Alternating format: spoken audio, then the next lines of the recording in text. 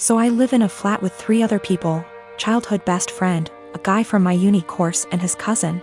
For the most part we get along really well and rarely have disagreements. However, this has been a real point of contention lately. About 6 months ago I began a relationship with a guy I've known for a couple of years. I know it's still a fairly new relationship, but I really like him. He makes me really happy and we're pretty serious about each other. Up until recently, he would come visit me at my flat 3 to 4 times a week. This was mostly due to the fact that I have chronic fatigue and going on proper dates can be really challenging for me. Instead of going out to dinner or a film or whatever, we'd just chill in my room or the living room, watch TV and get takeout or cook together. I didn't really consult anyone about this because all the other flatmates have their partners over as often if not more so, and he rarely spends the night and usually leaves before 10 p.m. because of his work schedule. So the issue, 2 weeks ago, comes to me and tells me that I need to stop having my boyfriend over because it's starting to get annoying.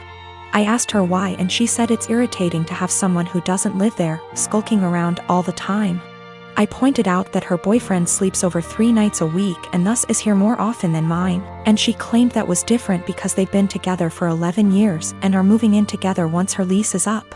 She said she's discussed it with the other flatmates and they've all agreed he needs to stop coming over or he has to chip into the rent, because it's getting ridiculous. Note: nobody else's partner chips in on the rent. I confirmed with the other 2 that yes, this is an agreement they've made. Though my best friend said basically made her agree by threatening to cut off the Wi-Fi and utilities, which are in her name, if she didn't. I asked if this rule applies to everyone, but apparently it's just me. I pointed out that it's unfair and was basically told to deal with it. My potential assholery, I've begun loudly insisting that if my partner isn't allowed to come over, neither is anybody else's. If I answer the door to anyone's partner, I'll send them away. If I come home and someone's partner is there, I'll make a point to mention that I thought we weren't having partners who don't pay rent over anymore. I've asked boyfriend over and over how much rent he's paying and pretend to be affronted and make a fuss when he says he doesn't. Everyone's pretty pissed at me and is telling me I'm being unreasonable. I know I'm being petty, but I think it's unreasonable that there's one rule for me and another for everyone else, and I'm trying to make that point. Am I really the asshole here? Some questions people keep asking. If I knew of something my boyfriend was doing to be annoying / if anyone had told me that he was doing something, I'd have included it. I'm not aware of anything he does, and when I ask why I doesn't like him, I just get a shrug and just do. I will also state I'm bi, and she's never had an issue with any female partners I've had. We don't hang out in the living room much. We literally only use it if there's something we want to watch that I can't get on my bedroom TV and there's nobody else in there. We use the kitchen more often than the living room, but honestly even that isn't that often. We eat far too much takeout pizza rip. A lot of people seem confused, so just clearing up who's who in the situation. The one who brought all this up is not my best friend. Not to get too much into a tangent, but basically just over a year ago I was moving out of halls at university and was looking for a new place, so we decided to move in together. At the same time, a dude from my course was looking for a flat share. We couldn't find a 3-bed but found a really nice 4-bed, and he mentioned his cousin was also looking for somewhere to live, so she got on board too. I only met her last year and we don't really know each other very well. By chronic fatigue I mean chronic fatigue syndrome. Sorry, that's apparently so unclear. My best friend and I are quarantining at our apartment together. She's trans and has had trouble growing her hair out, so she wears wigs. She has some really cute ones in other colors that she wears for fun and stuff. But she has a standard everyday wig she wears most of the time. Lola never got the traditional girly childhood, so we've been making one for her in quarantine. We built a fort in the living room, have been making friendship bracelets, playing summer camp style games. It's a lot of fun. Last week, Lola mentioned to me that she wanted to start a quarantine diary so that she could document her experiences for future generations. I actually thought it was really cool, and then we got on the topic of journaling and I told her about my first diary. One of those flismy lock diaries that every girl had as a kid. We bought matching ones as part of our Give Lola Her Childhood Back crusade. They took a little while coming in, but we got them on Friday. Saturday night, some of our friends from college decided to do an impromptu girls' night in. Lola was in the shower, so I answered the Zoom without her. Lola is not out to anybody at our college and I respect that. This is her fresh start and she has a right to decide when she wants to come out to these people, if at all. I know I wouldn't 100% trust some of the people at our school with something as personal as this. We were talking about what we've been doing in quarantine and I mentioned that we had gotten the diaries. I said it was for the nostalgia and they wanted to see the diaries. We left the box in Lola's room, so I went in to show them.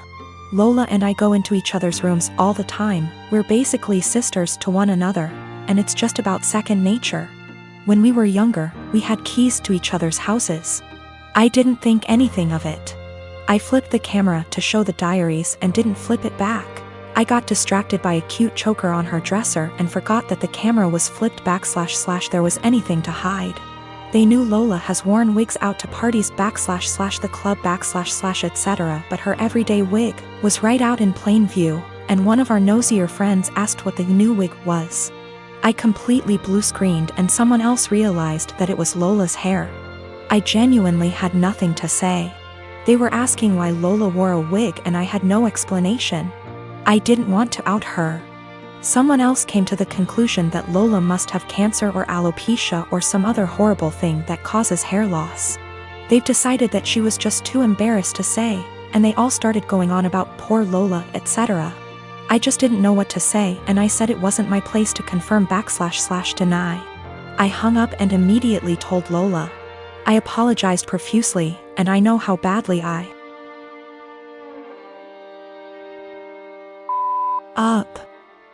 feel so guilty about it.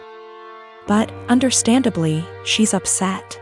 Now, she's being forced to decide whether or not to out herself. Lola, understandably, doesn't want to lie about having some serious disease and people are already trying to show support. At the same time, though, she doesn't want to have to come out. I don't know what to do. I want to support her, but she doesn't want to even see me right now. My husband, Asian, and I, American, welcomed our firstborn 4 weeks ago. The baby is healthy, thank God, but I'm exhausted, haven't fixed my hair, barely able to shower and cannot sleep. My husband's family had been pressuring us to visit to meet the baby. I tried to hold them off as much as I could, but yesterday, I was surprised to find them standing on the porch. Turns out hubby invited them for dinner. I was embarrassed and felt like I wasn't ready for visitors, judgmental ones at that, cause the house was a mess, y'all. Anyways, my husband sat with them while I fed my son. Then later I asked my husband if we should order takeout for dinner. He said no, because his parents would find this rude and unwelcoming. He suggested that I go inside the kitchen and prepare something, anything long as it's homemade. I said fine, then went and made some mac and cheese. The reason I prepared this meal is because of how easy it is. Once I served the family, my husband's mom looked at me and was appalled. I noticed something was wrong. She asked if I really found it appropriate to serve her and the family mac and cheese. I asked why not, and she went on a rant about how disrespectful this was and that I clearly have no experience in what is right and wrong when it comes to hosting. I said, excuse me? Who said I signed up to host an expected visit from them? And she took it as in I didn't want them there. Her husband said they were just there to finally see the baby that I kept them from seeing for an entire month. That's a whole month of his life they'd missed out on. We had an argument and they decided to go home. My husband said that deciding to serve his family mac and cheese was more offensive than serving them nothing at all. I told him I was too exhausted to cook their traditional feasts that I was forced to learn from his mom. He took offense and said that I was being mean and disrespectful towards not only his family but his culture. I went inside the bedroom to stay with my son. My husband stayed on the phone with his family for an hour, then kept giving me the cold shoulder, and refused to eat what I cook in support of his family. I understand how some guests might find it offensive, especially his family, but I was just trying to make a quick homemade meal like my husband wanted. I am one of 4 kids. My older brother P, who I no longer have any contact with, my younger brother J, who is no longer with us, and my youngest sister K. Recently P's children, 2 girls and 1 boy, all in their late teens and early 20s. reached out to me and expressed a desire to have a relationship. I have zero contact with their father and swore that I would beat him black and blue if I ever saw him again. My oldest brother P was always the golden child. No matter what he did, my parents always had an excuse for why it was not his fault. Bad grade? Teacher had it out for him. Cheating on every single one of his relationships? Good thing you did it to her before she did it to you. That one was my personal favorite. He also used to torment Jay and I constantly when we were smaller than him, until in high school. When I hit a growth spurt and sprung up to about 6 feet 4 inches and 230 pounds worth of muscle. After that I became the typical jock type. Played football, partied, bunch of friends, etc. Well, my younger brother, Jay, didn't get as lucky and stayed pretty small and scrawny throughout high school and college, only getting up to about 5 feet 8 inches, and didn't have a super active social life. Despite the difference in our schooling experience, I was always very protective of Jay. Especially since we were always having to put up with P's bullshit. Which stopped once he realized I could pound him into the ground and not break a sweat. As he was also a lot smaller than me at only 5 feet 10 inches. Not much to say about Kay. She was a great younger sister and P didn't dare mess with her or he would incur the wrath of our mother. So, in the late 90s, Jay met his first real girlfriend, A, and was over the moon about her. He spent every spare moment with her, and when he wasn't with her, he would do nothing but gush about her. I had never seen him so happy. Well, one day, he comes to us, all smiles, and announces that A is pregnant and they are expecting. The mood quickly turned, however, when a week later it came out that A had been cheating on Jay for the duration of their relationship, with our older brother P. This broke my brother, and of course P, being the golden shit that he is, didn't even get a disappointed glance from our parents. To this day I have never seen someone look so broken as Jay had looked the last time I saw him. I believe his heartache was only compounded by the fact that my parents basically told him to get over it and be happy for our brother. Well, about a week after this revelation came to light, Jay took his own life. I had never been so sad and angry at the same time in my entire life. Sad that I would never see my brother again, and the pure rage of knowing that this was my brother and parents' fault. During the funeral, P walked in with A and I saw red. Thankfully I had other family there to stop me from doing anything stupid, but I told P that if I ever saw him again, I would kill him. Shortly after that, I cut contact with 90% of my family, with the exception of K and a cousin I had always been close with, because everyone except them wanted to make excuses for my parents and P. Even though my sister was just as crushed about Jay's death as I was and was angry for a long time. She and her then boyfriend, future husband, hit a financial rough patch after graduating college and were forced to move in with our parents. Due to unrelated drama at the time, they couldn't stay with me. So my sister stayed with them for several years, and over that time their relationship improved, and even though I wasn't thrilled at the time, I understood. She still doesn't really have a relationship with P but is cordial if they meet. I don't blame her, because our parents did a lot for her and daughters love their cousins. So I didn't want to put her in that kind of position of choosing. I never had any kids, and truth be told, I never wanted any. I much preferred the role of the fun uncle. Kay met a great guy and had 2 daughters, who I absolutely adore. P had 2 more kids with A before cheating on her and splitting, and I've never met any of them. My parents have tried to make contact a handful of times, but I always told them to kick rocks. So last week, I'm chatting with Kay's daughters, 19 and 17.